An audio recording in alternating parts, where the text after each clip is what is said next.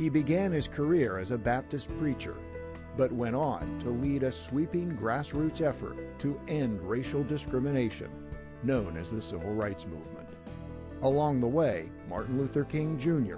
made history and emerged as one of the most influential leaders of the 20th century. Before the Civil Rights Movement began, segregation policies known as Jim Crow laws kept African Americans in a separate and generally inferior world from whites. African Americans went to separate public schools, ate in separate restaurants, and even had to use separate public restrooms.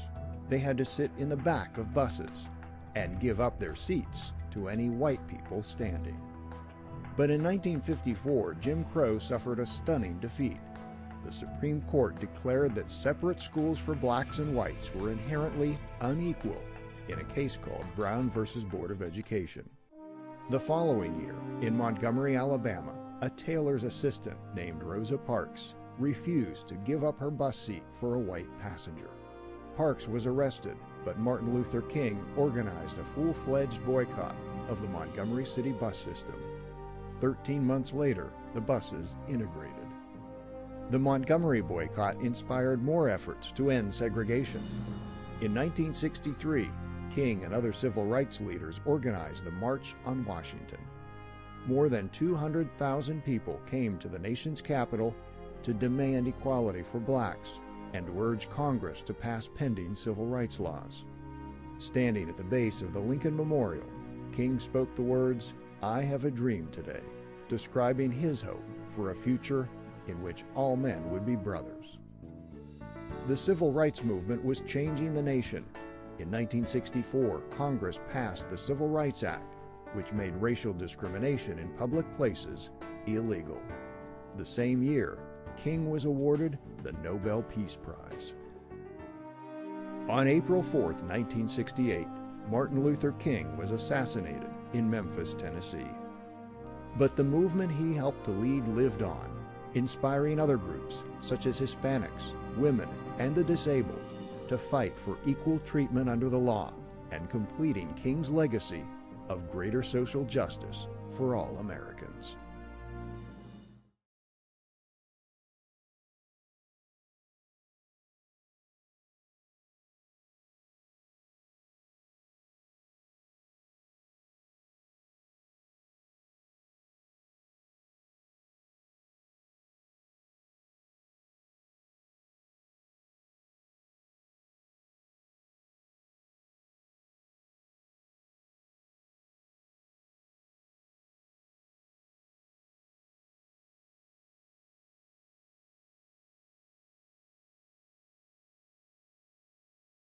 The road ahead is not going to be easy. It never is, especially for folks like you and me. Because while we've come so far, the truth is that those age-old problems are stubborn, and they haven't fully gone away. So there will be times, just like for those airmen, when you feel like folks look right past you, or they see just a fraction of who you really are. The world won't always see you in those caps and gowns. They won't know how hard you worked and how much you sacrificed to make it to this day. The countless hours you spent studying to get this diploma. The multiple jobs you worked to pay for school. The times you had to drive home and take care of your grandma. The evenings you gave up to volunteer at a food bank or organize a campus fundraiser. They don't know that part of you. Instead, they will make assumptions about who they think you are based on their limited notion of the world. And my husband and I know how frustrating that experience can be. We've both felt the sting of those daily slights throughout our entire lives.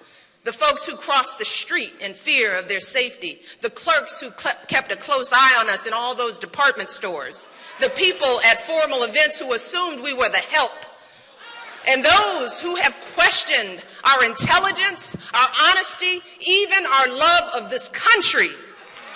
And I know that these little indignities are obviously nothing compared to what folks across the country are dealing with every single day. Those nagging worries that you're going to get stopped or pulled over for absolutely no reason. The fear that your job application will be overlooked because of the way your name sounds. The agony of sending your kids to schools that may no longer be separate, but are far from equal. The realization that no matter how far you rise in life, how hard you work to be a good person, a good parent, a good citizen, for some folks, it will never be enough.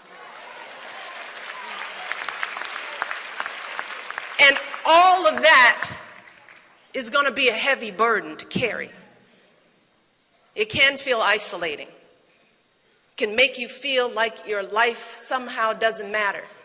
That you're like the invisible man that Tuskegee grad Ralph Ellison wrote about all those years ago. And as we've seen over the past few years, those feelings are real. They're rooted in decades of structural challenges that have made too many folks feel frustrated and invisible.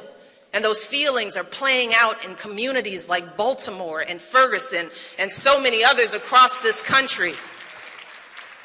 But graduates, today I want to be very clear that those feelings are not an excuse to just throw up our hands and give up. Not an excuse.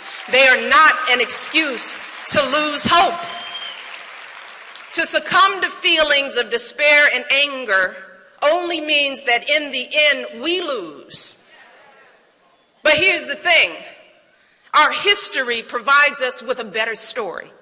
A better blueprint for how we can win. It teaches us that when we pull ourselves out of the lowest emotional depths and we channel our frustrations into studying and organizing and banding together, then we can build ourselves and our communities up. We can take on those deep-rooted problems, and together, we can overcome anything that stands in our way. We have all been taught the history of Martin Luther King Jr. and the Jim Crow era, along with the fight for racial equality. While great progress has been made since the days of Martin Luther King Jr., modern America is not free of our own challenges relating to equality and social justice. Today, inequality looks a little different than it did during the Civil Rights era. Inequality involves more than just race, issues like gender, sexual orientation, body image, and socioeconomic status. Martin Luther King Jr. always advocated that we should discuss and work to tackle the social justice issues that impact our society and to grapple with inequality whenever we see it. As he once said, injustice anywhere is threat to justice everywhere. We can honor Martin Luther King Jr.'s legacy by continuing to address the injustice affecting us today. When we listen to media, we hear a lot of talk about privilege and see many examples of privilege and the impacts it has on people in our world. Today, we want to take some time to continue the efforts of Martin Luther King Jr. by providing our school community the opportunity to think and talk about the topic of privilege. What is privilege? How would we define privilege?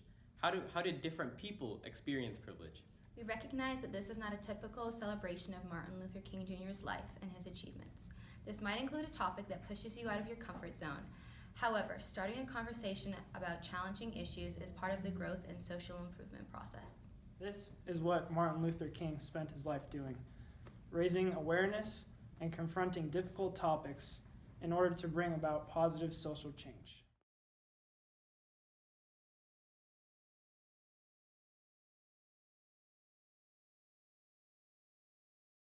People are born into families where they have to walk miles just to get water. All I have to do is turn on a faucet. That's privilege.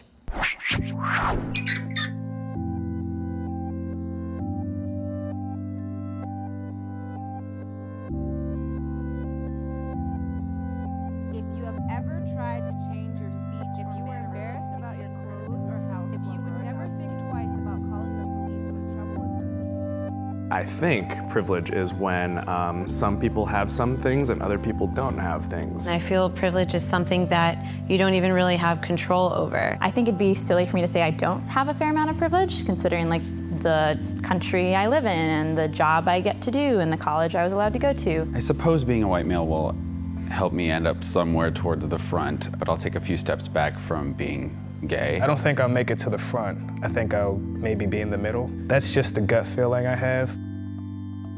If your parents work nights and weekends to support your family, take one step back. If you can show affection for your romantic partner in public without fear of ridicule or violence, take one step forward. If you were embarrassed about your clothes or house while growing up, take one step back. If you have ever been diagnosed as having a physical or mental illness or disability, take one step back. If you have ever been bullied or made fun of based on something you can't change, take one step back.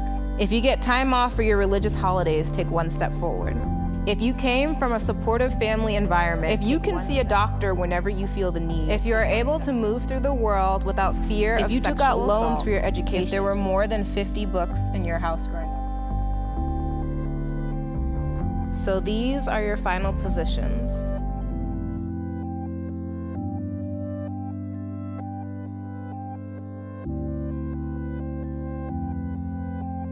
I think it felt kind of strange for everyone. It's a hard thing to discuss or even reflect on. It was very awkward. I think when you can represent it so visually like this and so immediately, it definitely takes on a new form. I think we were like all joking around in the beginning. It was pretty lighthearted, and as soon as the questions started coming in, the mood shifted immediately, and we all it was just silent. Just looking back and seeing like a bunch of people behind you is not a good feeling. It's like weird how you want to like hold on to explaining a certain privilege, like, oh, but that's not actually me, because like I had to work really hard for that. So it's weird to like take a step forward when you feel like you're taking a step forward with someone else, but you wear a lot of the baggage of like how those things were hard. It was like more emotional than I thought it would be. It reminded me of when they talk about slavery in high school and you feel like angry for a few days, but then you just realize like, this is how it is. For me, it was kind of frustrating almost to look back and see how much further some people were behind me, and realizing that, you know, a lot of that stuff, no amount of hard work or even legislation can make up that gap. It's interesting being an Asian American because you're not really sure where you fall on the spectrum of privilege. I know that for me, one of the reasons I ended up so far back was that there are questions around safety as an African American, as a woman, as a gay woman. There are just so many different ways that I don't feel safe. I feel like I just learned to be grateful for what you have. You know, we're in such a huge society where it's always complaining about what you don't have. It just shows you that for some families, like each family, you're meant to do better. My grandparents did good, my parents did good, and I'll do even better. I do think if you're not like aware of privilege, you should do this exercise, but it's more complicated.